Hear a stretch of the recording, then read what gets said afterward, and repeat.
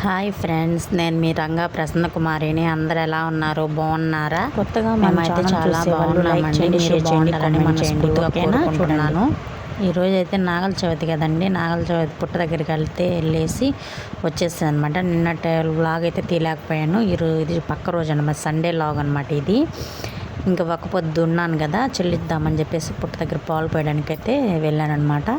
నిన్న వీడియో తీయడానికి మర్చిపోయాను, ఫోన్ నా దగ్గర లేదు, అందుకే తీయలేకపోయాను. ఇంకసారి ఈరోజైనా తీద్దాము, అప్లోడ్ చేద్దామని చెప్పి ఈరోజైతే తీసానమాట. ఇంకా పాలు అవైతే పోసేసి పుట్టమట్టి ఇంకా అవి తీసుకొని అయితే ఇంటికి వచ్చాను. చూడండి, దారం కూడా తెంపాలి కదా, తెంపారా మీరు? ఇంటికి వచ్చేసి నైవేద్యానికి అయితే ముందుగానే చేసి పెట్టేసుకున్నాను. మార్నింగే పొంగల్ అయితే పెట్టానండి, బెల్లం పొంగల్ అయితే చేశాను. ఎలా చేశానో చూసేద్దాం రండి. ఫస్ట్ అయితే బియ్యం తీసుకున్నాను, గ్లాస్ బియ్యమే తీసుకున్నానండి, చిన్న దబర్లో పెడుతున్నాను. ఎలా పెడుతున్నాను ఏంటనే చూడండి. ఫస్ట్ అయితే దబర్ తీసుకుని దబరకు పసుపు రాసేసి బొట్లు పెట్టేసి ఒక తమలపాకుని దారంతో కట్టి అట్లా కట్టానండి. దేవుడికి ఎప్పుడు పెట్టినా ఇలాగే పెట్టండి, చాలా మంచిది, నిజం. ఇట్లా కట్టిన తర్వాత ఇంకా బియ్యం అయితే కడిగేసి వేసాను చూడండి. అలాగే ఇంకా బియ్యం వేసింది అయితే మీకు చూపిస్తున్నాను చూడండి.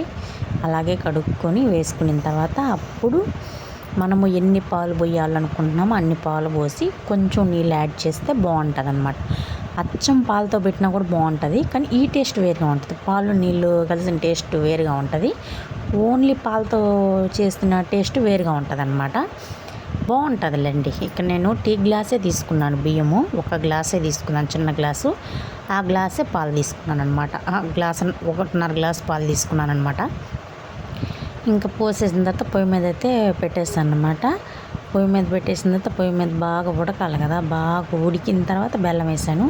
చూడండి ప్రాసెస్ చూడండి. కడిగిన తర్వాత పొయ్యి మీద అయితే పెట్టేస్తాను కదా, ఈలోపు అయితే అది ఉడికేసరికి బెల్లం అయితే దంచి పెట్టేస్తున్నాను చూడండి. ఒకే ఒక గడ్డ తీసుకున్నానండి, అంటే టీ గ్లాసే కదా, అందుకని చెప్పి ఒకే ఒక గడ్డ తీసుకొని సరిపోయింది. తీపి మాత్రం బాగా పర్ఫెక్ట్గా అయితే సరిపోయింది, బాగా కుదిరిందనమాట. మీరు ఒకసారి ట్రై చేయండి. అలాగే ఇక్కడ చూడండి, ఉడుకుతూ ఉంటే యాలకుల పొడి అయితే దంచి వేస్తున్నాను అనమాట. అప్పటికే బెల్లం యాడ్ చేసేసానండి. ఇంకా తర్వాత అయితే ఇంకా పచ్చి కొబ్బరి ఉంటుంది కదా, పచ్చి కొబ్బరి ఇంకా జీడిపప్పు, ద్రాక్ష అవైతే వేసాను.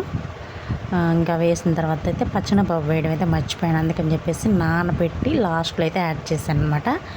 ఆ టేస్ట్ ఒకలాగా ఉంటుంది, ముందే వేస్తే ఇంకా బాగుంటుంది.